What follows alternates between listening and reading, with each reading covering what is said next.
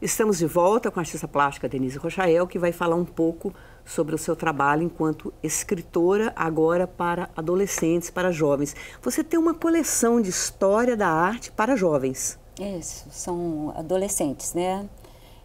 Crianças e adolescentes, uma faixa etária de 11 e 12 anos. Como é que foi a ideia dessa coleção? Então, eu tive uma experiência de trabalho onde eu tive que estudar muito sobre o Renascimento. Qual foi essa experiência? Foi na Casa Fiat, foi a exposição sobre o Renascimento, que foi a abertura da Casa Fiat. E assim que terminou o trabalho, eu estava com aquele Renascimento, aquele conteúdo quente na minha cabeça. E assim, quem escreve livro, eu tinha que aproveitar aquilo. Eu falei, tem que escrever uma história sobre o Renascimento. Aí fiz a história, logo depois eu pensei... Este aqui? Isso. Este aqui? Esse é o primeiro da coleção. Como é que Uma chama? Cor entre a luz e a sombra. Logo depois eu pensei, vou fazer uma coleção sobre arte, um sonho, mega sonho, né? Porque é um trabalho muito denso você estudar a história da arte e organizar isso num texto para adolescentes e fazer esse projeto, o desenho, todo o desenho da coleção foi feito por mim. É inspirado nas obras de época, é isso? É uma coleção que passa a história da arte para a criança ou adolescente. Sim, mas as ilustrações você trabalhou em... por exemplo, eu pego um fragmento, por exemplo, de uma obra do Leonardo da Vinci. Deixa eu ver se tem algum exemplo aqui, por exemplo, Sagrada Família. Mas deixa eu pegar um simples aqui. Bom, não é tão simples, mas, por exemplo, isso aqui é uma obra existente. É uma obra onde eu ponho o fragmento dela. Né? Isso é um fragmento de uma obra. Às vezes não é um fragmento, às vezes é uma pintura inteira. Às vezes eu faço uma tela inteira. Eu fiquei livre para fazer esse trabalho de imagens. E o texto, o que... Então, o primeiro texto, na verdade, todos os textos, os 4 primeiros textos que eu escrevi, eu criei uma história de ficção, onde eu contextualizo um personagem que passa pelos seus processos como artista. Então, eu falo um pouco sobre o processo de criação, a busca da obra, a busca da imagem.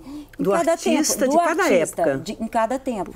Então, o da pré-história eu fiz sobre um grupo. Então, eu criei um grupo que eu contextualizei, assim, uma história, como se eu desse um flash. O da pré-história é esse aqui, né? Calada. Esse aqui, da pré-história. Então, como se eu desse um flash, um momento da pré-história, onde artistas, eu pudesse captar um momento onde eles estivessem pintando nas cavernas, o que poderia ter acontecido naquele tempo.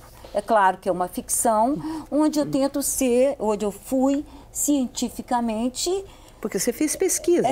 Eu tive que Óbvio, ficar, né? Passei por leituras de historiadores, tem todo um contexto científico na pesquisa. Eu achei muito bonito, Denise, assim, esse Testemunha Calada, porque você fala do homem pré-histórico, que a gente só pode imaginar realmente, ficcionalmente, mas são os nossos irmãos perdidos nas trevas da história. Mas você fala do medo, cercado de medo, de espanto, o medo da chuva, do raio, das feras. Das tempestades, das feras, todas. Da natureza que o homem ainda não controla rios. E ele se adequa a essa natureza e, ao mesmo tempo, esse homem, esse personagem, que um dia a gente tenta imaginar, é muito bonito isso, ele vai para uma caverna e pinta. Eu acho isso emocionante. Por que a arte? Não é? Por que essa Por que ele desenhou aquele bisonte, né? Bisonte? O que ele queria com aquilo, aquele ser humano? Imagina a riqueza que é esse templo que é a caverna, né? Porque ali os primeiros traços e assim são fiéis, são naturalistas as pinturas. Eles faziam aqueles animais de 5 metros de largura no meio de cavernas escuras. De difícil acesso. Nossa, dificílimo acesso. Você penetrar esses templos iluminado por tochas, quer dizer... assim, e ao mesmo tempo... Porque eles queriam ganhar... Pensa-se, estuda-se que eles estavam buscando o poder sobre a sobrevivência deles, a questão da sobrevivência, o poder sobre a caça. Então, é tão mágico você imaginar que a arte vem criar o suporte de expressão para essa luta, desde a pré-história, onde ainda não existia a escrita. E a palavra devia ser muito pouca ainda. E mesmo a palavra. Grunhidos, né? E ao mesmo tempo, o primeiro gesto do homem ser quer dizer, além da sobrevivência... Um desenho naturalista tão absoluto, que expressa tudo. É muito bonito. É muito bonito o poder da arte. Agora, este outro aqui, Denise, do Egito Antigo. Então, o que aconteceu? Como que é fazer um livro? Eu queria colocar esse parênteses porque eu acho muito interessante. Para escrever essa coleção, eu primeiro fiz o do Renascimento, depois o Testemunha Calada, e levei uma editora e o editor, o Amir Piedade, da editora Cortez, que é uma pessoa... É tão bom ser compreendido por um editor. Nossa, dá vontade até de chorar, né? É verdade. Puxa vida. Vira um santo, né? O Amir Piedade realmente foi muito piedoso. Muito piedoso. Não, é um amigo querido, realmente, uma pessoa que eu tenho muita consideração pela sensibilidade dele de acreditar nessa minha proposta, nesse meu projeto maluco, né? Porque ele, só de ilustrar já é um projeto muito ousado, e ainda estudar, escrever. Então ele falou, olha, ele gostou dos 2 primeiros textos, falou assim, então escreve mais um. Ele precisava da segurança disso e ele está certo. E eu também precisava. Demorei 2 anos estudando o Egito. Essa coleção eu demorei uns 5 anos e meio fazendo. Quando eu estudei o Egito, eu me apaixonei.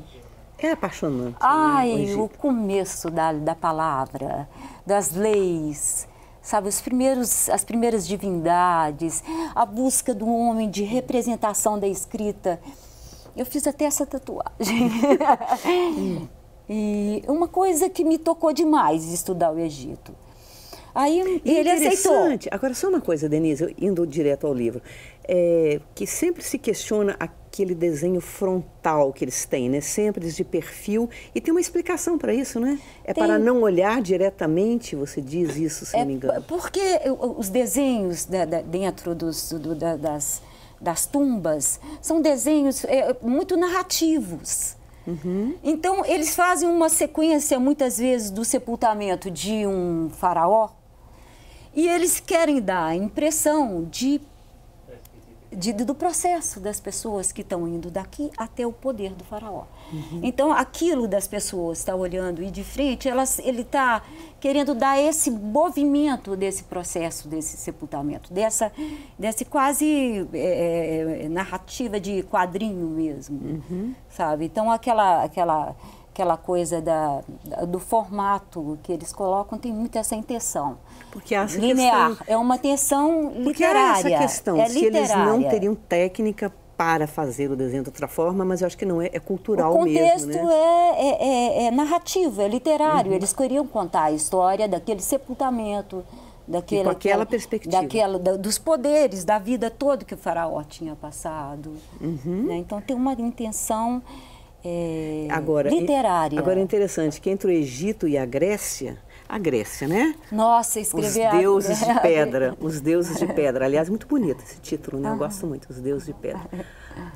A Grécia é mais próxima de nós, né? Da nossa cultura ocidental, evidente, né? Mas entre a Grécia e o Egito Antigo tem uma questão em comum, talvez várias, mas as mulheres, né? Sempre recolhidas, sem tomar sol, provavelmente com peles amareladas. Tanto que no Egito você percebe nas ilustrações a mulher é amarela e o homem queimado do sol, né? As gregas também, eu não sei se elas tinham algum jardim interno, mas de qualquer forma elas estavam excluídas da vida pública. Sempre mais claras, né? As mulheres, né? Agora, esse Deus de pedra, como é que foi assim, o fio narrativo? Então, eu até já estava me antecedendo a isso, porque assim que os 3 textos foram aprovados, eu comecei a ilustrar os livros. Eu escrevi Deuses de Pedra, estudei a Grécia, escrevi em 2 meses.